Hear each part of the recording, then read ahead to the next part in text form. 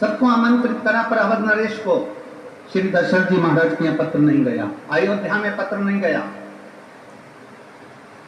क्यों नहीं गया? ये देखिए अंदर की किताब पढ़ने का तरीका। फिर निवेदन है, दुनिया की कोई किताब पढ़ो ना पढ़ो, दुनिया की कोई पुस्तक पढ़ो ना पढ़ो, पर अपने मन को, अपने भीतर को जरूर पढ़िए। अपने आप को पढ़ो, अपने आप को।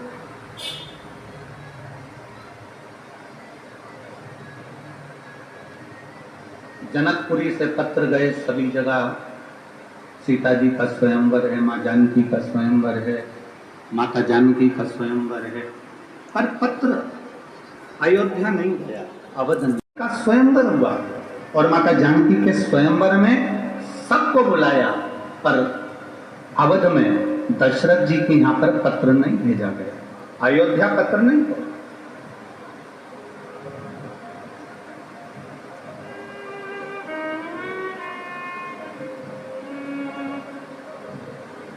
सबको आमंत्रित करा, पर अवध नरेश को श्री दशरथ जी महाराज के यहाँ पत्र नहीं गया, अयोध्या में पत्र नहीं गया। क्यों नहीं गया? ये देखिए अंदर की किताब पढ़ने का तरीका। फिर निवेदन है, दुनिया की कोई किताब पढ़ो ना पढ़ो, दुनिया की कोई पुस्तक पढ़ो ना पढ़ो, पर अपने मन को, अपने भीतर को जरूर पढ़िए। अपने आप को पढ़ो, अपने आप को।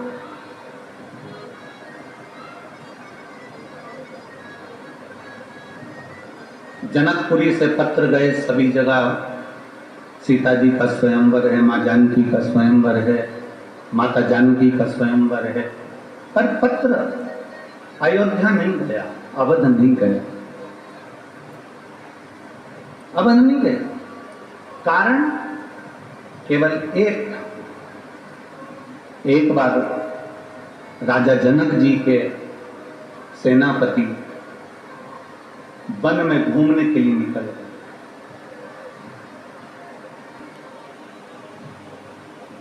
और राजा जनक जी का सेनापति जब वन में घूमने के लिए निकले,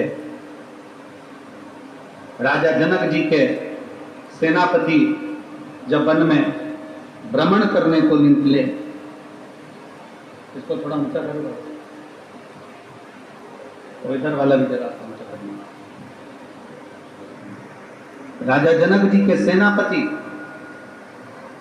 जब भ्रमण करने के लिए निकलते हैं, घूमने के लिए निकलते हैं, और हिरण को साध कर जब बाण छोड़ा, हिरण भागता गया, सेनापति उसके पीछे पीछे भागते गए।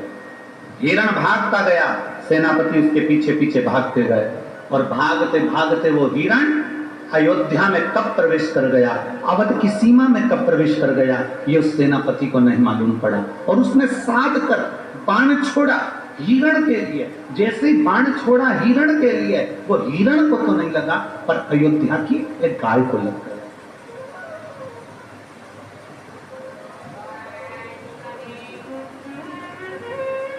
अवध की गाय को, अयोध्या की गाय को वो बाण लग गया। अवध में, अवधपुरी की उस नगरी में बाण लगने से गाय मर गई, प्राण छूट गए। सेनापति पेड़ के पीछे खड़ा हो गया, वृक्ष के पीछे, कि मेरी नगरी में मैंने हिरण को साधा था बाण, और वो गाय को लग गया। और गाय वो भी अवध की, अयोध्या की। सेनापति पीछे हो गए। सेनापति के साथ में जो दूत थे वो भाग कर गए। राजा जनक जी को सूचना दे दी, जनक जी महाराज, महाराज, महाराज। राजा जनक ने पूछा क्या हो गया। राजा जनक जी से कहा कि सेनापति ने बाण छोड़ा था हिरण को, और वो बाण लग गया गाय को। गाय को? तो कहाँ की गाय को? तो कहा अवध की गाय को, अयोध्या की गाय को वो बाण लग गया। जनक जी को जैसे ही मालूम पड़ा, जनक जी आंख में आंसू भरकर गौ माता, गौ माता, गौ माता, गौ माता पुकारते पुकारते पुकारते पुकारते दौड़ पड़े।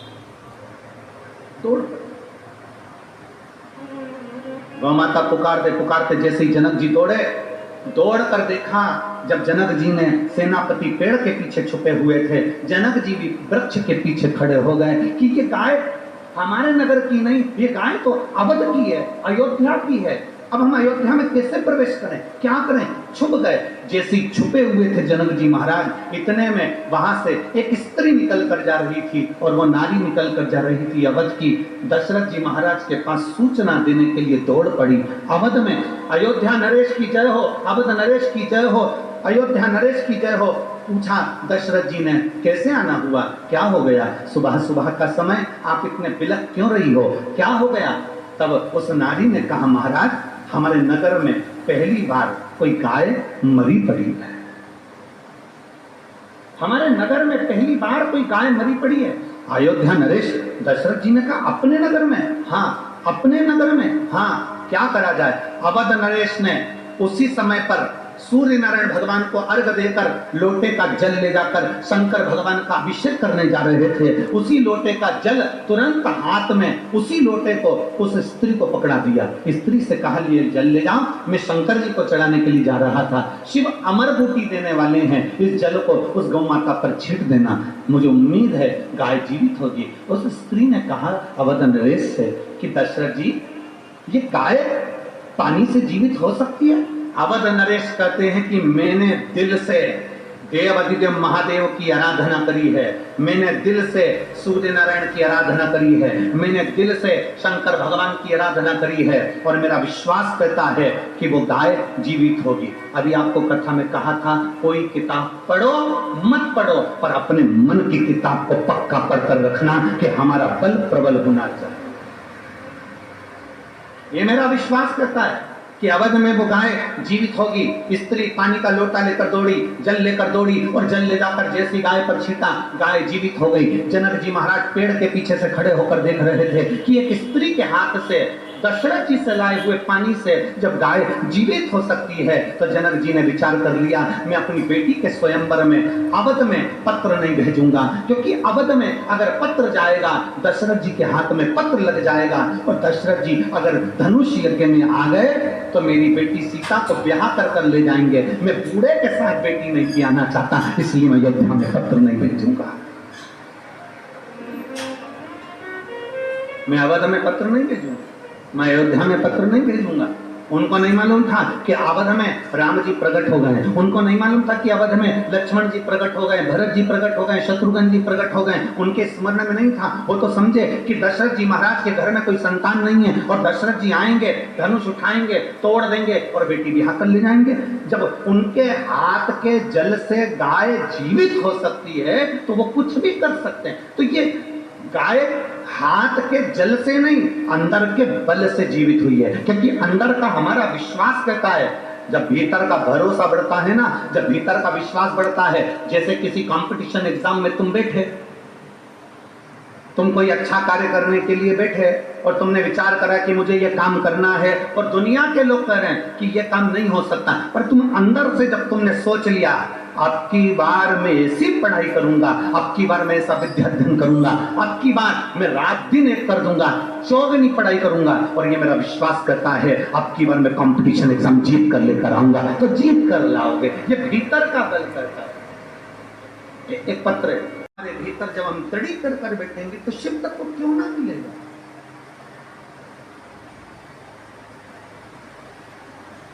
राजा जनक जी देखते रहे, गाय जीवित हो गई। गाय जीवित जल से नहीं, गाय जीवित आत्मबल से हुई। दशरथ जी के भीतर वो बल था कि मैंने शंकर की आराधना करी, मैंने शिव की भक्ति करी, मैंने शिव का भजन करा, मैंने शंकर को एक लोटा जल चढ़ाया। दुनिया का कैसा भी रोग है, फिर निवेदन है, लहर आती है तो लहर जाती भी है, उसी तरह दुख आता है तो दुख जाता भी है, थोड़ा इंतजार करना पड़ता है। थाली थोड़ी मोटी है ना, थोड़ा समय लगेगा, अगर दुख बड़ा है ना, थोड़ा समय लगेगा। आडंबर की ओर मत चले जाना, कभी यहाँ चले गए, कभी वहां चले गए, किसी से कह दिया मेरा हाथ देखकर मेरा भाग्य बता दो, किसी से कह दिया मेरी पत्रिका देखकर मेरा भाग्य बता दो, किसी से कह दिया मेरा मस्तक देखकर मेरा भाग्य बता दो। कितनी अंगूठियां बदल ली, कभी ये ग्रह की अंगूठी बदली, कभी वो ग्रह की अंगूठी बदली, कभी ये बदला, कभी वो बदला, घर बदल कर देख लिया, दुकान बदल कर देख ली, नक्षत्र बदल कर देख लिया, अंगूठी बदल कर देख ली, दुकान का धंधा व्यापार बदल कर देख लिया, जमीन बदल कर देख ली, यहाँ तक रहने का तरीका बदल कर देख लिया, पलंग की दिशा बदल कर देख ली, मकान की दिशा बदल कर देख ली, बाथरूम की दिशा बदल कर देख ली, सीढ़ियों की दिशा बदल कर देख ली, तो निवेदन है अब अपनी दिशा बदलो, सब दूर से हटकर शंकर की दिशा पकड़ लो। जब शिव की दिशा पकड़ोगे तो तुम्हारी दिशा सुधर जाएगी।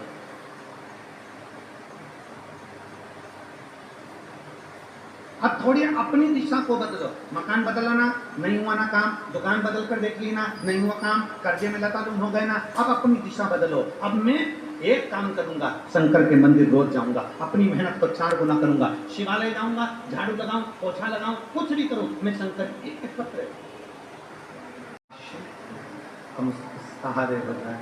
जब वो उसके आश्रित हो जाएंगे, उसके सहारे हो जाएंगे, तो हम संभाल।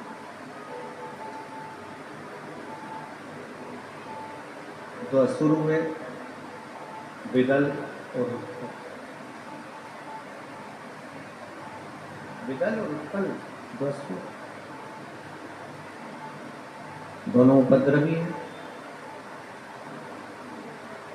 माता पार्वती जी की सुंदरता देखकर उनको लेने के लिए चले।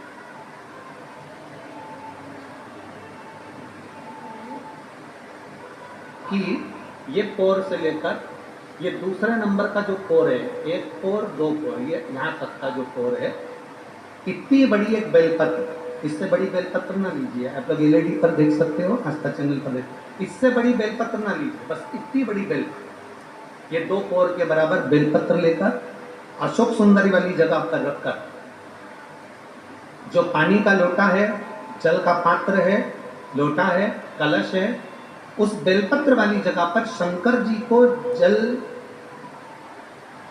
समझिए, ये शिवलिंग है, ये जलाधारी है, ये जलाधारी, तो शंकर जी पर जल चढ़ाएं तो बेलपत्र जो छोटी वाली है 2 पोर की, वो बेलपत्र यहाँ अशोक सुंदरी वाली जगह पर रखना है। और शिव जी को जब जल चढ़ाएं तो जल उत्तर की ओर मुख कर कर चढ़ाइए, और जल चढ़ाते चढ़ाते वही जल का पात्र पानी चढ़ाते चढ़ाते अशोक सुंदरी पर लेकर आइए, और वहां पर 3 बार पानी को गिरा दीजिए, केवल 3 बार, त्र्यंबकेश्वर महादेव के नाम से, कुंदकेश्वर महादेव के नाम से 3 बार पानी गिराकर जब वापिस आओ, जल झेल कर लाओ, उसी बेलपत्र को उठा कर लिया, अपने घर में प्रवेश करते समय उस बेलपत्र को खा लो। जिसको इंसुलिन लग रहे हो, जिसकी शुगर ऊपर नीचे हो रही हो, जिसका ब्लड प्रेशर ऊंचा नीचा हो रहा हो, जिसकी नेत्र ज्योति जा रही हो, आंखों पर मोटा मोटा चश्मा चढ़ गया हो, वो बेलपत्र छोटी सी लाओ, उसको खा लो। घर में जाकर जो पानी झेल कर लाए हो शंकर जी का, घर के अंदर बैठकर वो जल जो लाए हो वो पानी को पी लो, वो जल का आचमन करो। अगर मान लो बेलपत्र खाने से तुम्हारा मुख छाछाड़ हो रहा है, या छाले हो रहे हैं, या स्वाद नहीं आ रहा है, तो उसी बेलपत्र को मल कर उसकी गोली बना लो, मुख में निगल लो और पानी पी लो। जिसकी शुगर आज ऊपर नीचे हो रही है, वो कल करके देखना और कल हमको बताना कि आपकी शुगर लेवल में है कि नहीं। अगर शुगर ऊंची नीची हो रही है तो आज ही कर दो। जिसका बीपी ऊंचा नीचा हो रहा है वो भी आज ही कर देखो। कल तक तो हम यहाँ पर हैं, कल 11 बजे तक नहीं जाएंगे हम तुम्हारे बीच में, तो 11 बजे तक तुम्हारे यहीं पे रहेंगे हो। कल कर देखो कि हमारी बीपी गड़बड़ हो रही है, हमारी शुगर गड़बड़ हो रही है, ऊंची नीची हो रही है, एक बेलपत्र और क्या प्रतीक अशोक सुंदरी वाली जगह पे चढ़ाकर उत्तर की ओर मुख कर जल चढ़ाते हुए वही पानी अशोक सुंदरी की ओर 3 बार गिराते हुए त्र्यंबक के नाम से, कुंदकेश्वर महादेव के नाम से, और वही बेलपत्र लेकर जाओ, पानी झेल कर लिया। बेलपत्र घर में प्रवेश करते करते इसको खा लीजिए, पानी घर में बैठकर आचमन कर लीजिए, बाबा देवादिदेव महादेव कुंदकेश्वर का नाम लीजिए। मेरा कुंदकेश्वर महादेव आपको सुरक्षा अवश्य प्रदान करें, अवश्य। शिव शिव है, शंकर शंकर।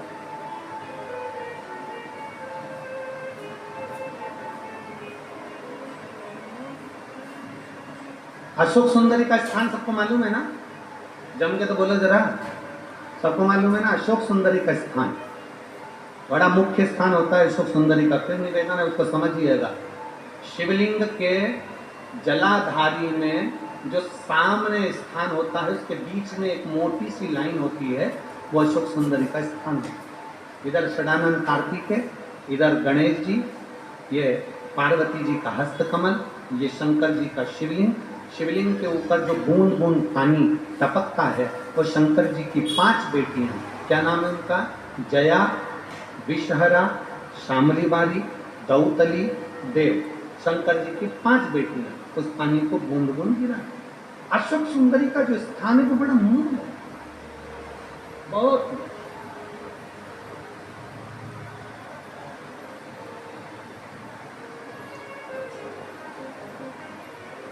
यहां तक कहेंगे हम,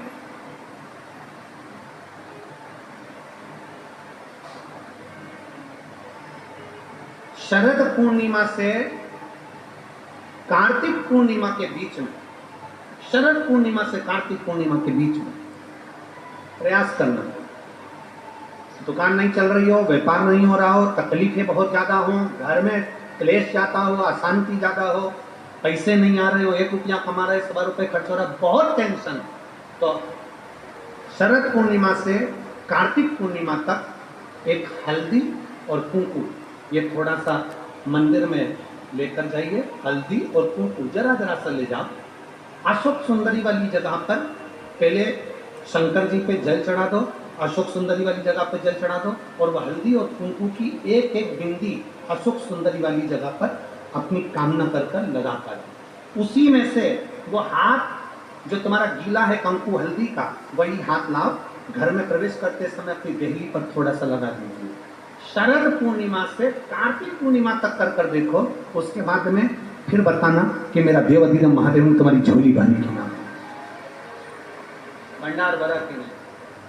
शरद पूर्णिमा से कार्तिक पूर्णिमा के भीतर 1 महीना, कार्तिक का महीना भगवान शंकर की अविरल भक्ति का महीना है। षडानंद कार्तिक का महीना, कार्तिक का महीना मतलब भगवान शंकर के पुत्र कार्तिकेय महाराज का महीना।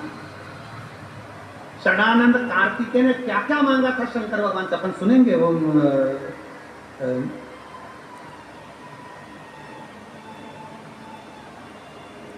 हरियाणा में कहाँ कथा है? फरीदाबाद, फरीदाबाद की कथा में अपन सुनेंगे। स्कंदेश्वर शिव महापुराण में अपन सुनेंगे क्या क्या मांगा है भगवान कार्तिकेय ने, भगवान देवाधिदेव महादेव से क्या कहा, भगवान शंकर से क्या प्रार्थना करी है, शिव जी से क्या मांगा, इस कार्तिक महत्तम, कार्तिक महत्व का वर्णन क्या है।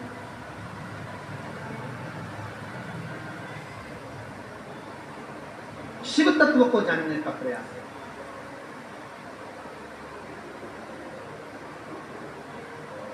सुना है अविरल भक्ति, एक क्षण की भी अगर शिव भक्ति हमारे भीतर उतरती है, एक क्षण की भी अगर शंकर की अविरल भक्ति हमारे भीतर आती है, तो शिव महापुराण की कथा कहती है कि देवाधिदेव महादेव का साक्षीकरण, भगवान शंकर का दर्शन और हमारे मन की कामना शिव पूर्ण जरूर करते हैं, कि निश्चित हो जाता है।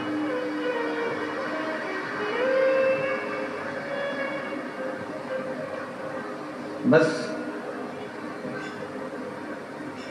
एक निर्मल मन के साथ में,